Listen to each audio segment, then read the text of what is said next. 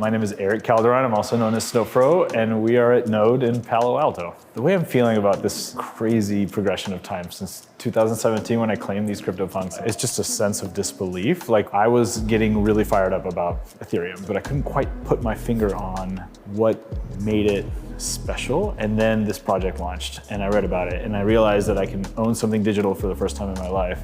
And I knew that this was gonna be really important. Since that day, my life has been entirely consumed with this technology, with this art, with the community, with what happens as a result of networking art. It just feels like the greatest gift to every single punk holder, even any person in the digital art space, to have this opportunity to kind of experience the work in such a, what feels like native setting for the artwork itself. And it feels very legitimate and very thoughtful and it's just unbelievable. And so being a punk is very important to who I am. It's the inspiration for what created art blocks. It's the inspiration for a lot of the stuff around us. And you don't have to own a punk to feel that way. You don't have to own a punk to feel like this is a gift to the digital art world. I was both inspired by punks blowing my mind on this idea of owning something digital, and also from that kind of selfishness of being able to pick what I wanted and realizing in this kind of near infinite medium that the blockchain can provide the information to generate on demand something that didn't exist. The next 3 years were spent massaging that idea and really trying to form it into something that